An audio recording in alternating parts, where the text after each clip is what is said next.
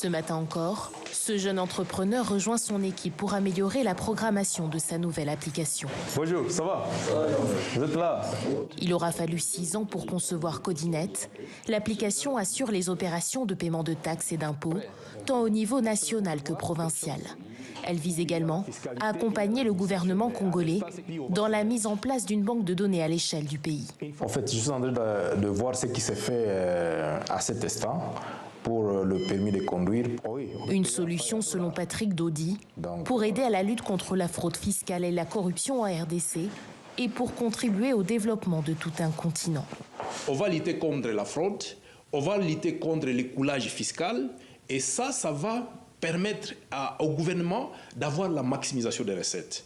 Quand le gouvernement a maximisé ses recettes, vous comprenez que le gouvernement aura suffisamment de fonds pour faire maintenant des projets sociaux.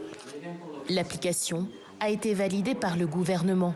Dans le Nord Kivu, tous les paiements de taxes et d'impôts sont désormais effectués via Codinet, des démarches plus sécurisées, selon cet utilisateur. Aujourd'hui, j'ai payé ma taxe avec loyauté. J'ai été content de voir que l'argent que j'ai donné, je pense bien que ça a été bien canalisé et ça va être dans la caisse de l'État.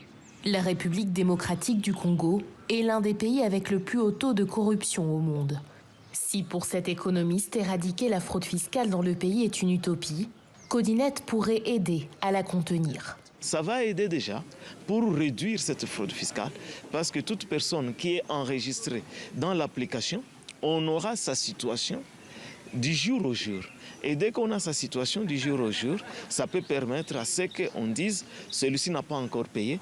Or, on a ces informations, on connaît son adresse, on a aussi son numéro de téléphone. C'est possible qu'on puisse l'atteindre pour effectuer le recouvrement. Ce nouveau système de gouvernance électronique vient couronner un engagement du président Tshisekedi, la mutation de la République démocratique du Congo en un hub technologique. Depuis son arrivée au pouvoir, une dizaine de provinces de la RDC s'est lancée dans le numérique.